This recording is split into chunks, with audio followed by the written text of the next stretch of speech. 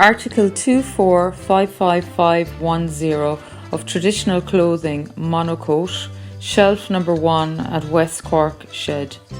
A rich and sophisticated material culture worn by its indigenous people, monocoat is quite distinctive in its design. It reflects a court style that originated in Ireland with influences in Hawaii. These robes of office were worn by Sop nobility who wear such attire for formal and ritualistic duties within the exhibition space. Until recently, these vestments were exclusively female garments. Today, these robes of office are worn by men and women in any context: sacred, wedding, printmaking, on stage, festival, or simply relaxing at home. It is more of an expression of non-colour woolen printmaking surfaces than tailoring and weave.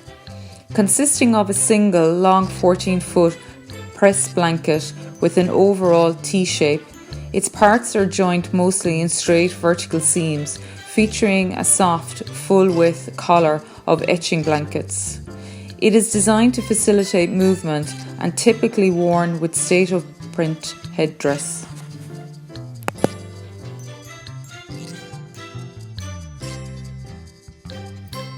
In line with all landed states with designated border controls, the State of Print issues its own passports to its voluntary citizens and temporary visas to all visitors. Literally meaning to pass the port or point of access, a contemporary passport is a printed document or booklet that provides entry and safe passage, validated by the elaborate official stamps of the region or state. An early passport document might have been in the form of a folded piece of paper or letter. The passport as we know it is actually a fairly recent document or mechanism, and only began to be produced on a large scale in the early 20th century. The State of Print passport is perhaps the most recent, with production commencing in 2018.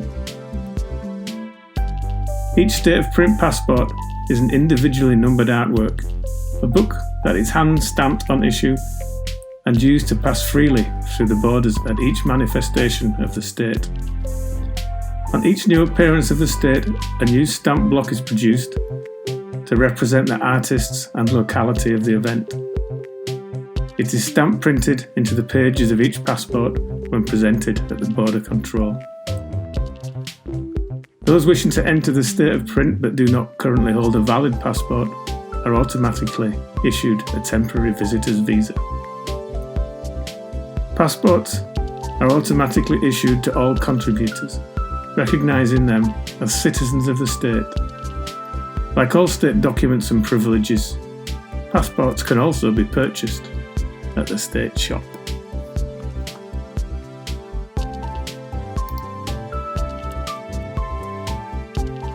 The SOP is the monetary unit of the official currency of the State of Print. Named after the acronym for the State of Print, SOPs are the only legal tender for any financial transaction for any visitor or SOP citizen once they have arrived in the State of Print. Like all sovereign states, the State of Print currency defines how a nation perceives itself. The paper notes are not only some of the most powerful printed documents a country can produce, they are also a nation's one-page, two-sided, fully illustrated guide and reminder to that nation's identity. The currency symbol of the SOP was conceived and designed in a secret location in Ireland at the same time as the State of Print's national flag and colours were born. The SOP symbol is not just a graphic to denote SOP currency on the international money exchange, it is also a heraldic symbol that adorns and embellishes SOP flags, artworks, costumes, state-sponsored computer games and state-sponsored food products. At this same secret location, the first prototype SOP banknotes were lovingly hand-printed in an array of traditional printmaking techniques.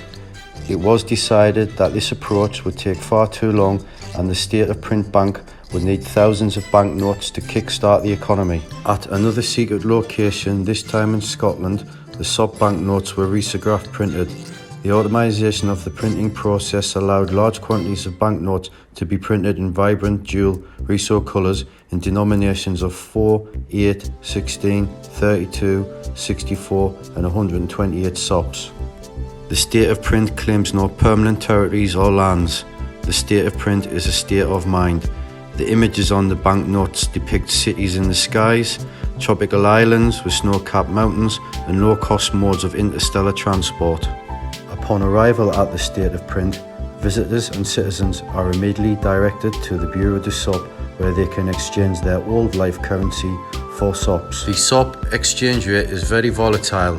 It can fluctuate from 4 sops and up to 64 sops in the matter of minutes. This created a new phenomenon where visitors and citizens alike were released from their old life financial standing and were now liberated into a fulfilled yet confused state of mind, wondering, did I pay 50 pence or 50 cents for my sop merchandise, or was it £10 or €10? Do I care? The state of print sop banknotes are the antithesis of the ever-shrinking plastic banknotes and contactless payments of other modern world currencies. The sop banknotes are oversized and eye-catching tickets to nowhere. Although ubiquitous within the borders of the state of print, collectible ephemera of the occasion, they are in essence original artworks from limited editions, all individually and uniquely numbered. Far too precious to fold away into a wallet or purse, visitors to the state of print walk amongst the printed cardboard boxes like origami peacocks, fists clenching fans of the brightly coloured sop banknotes, content in knowing that in the state of print, everyone is wealthy.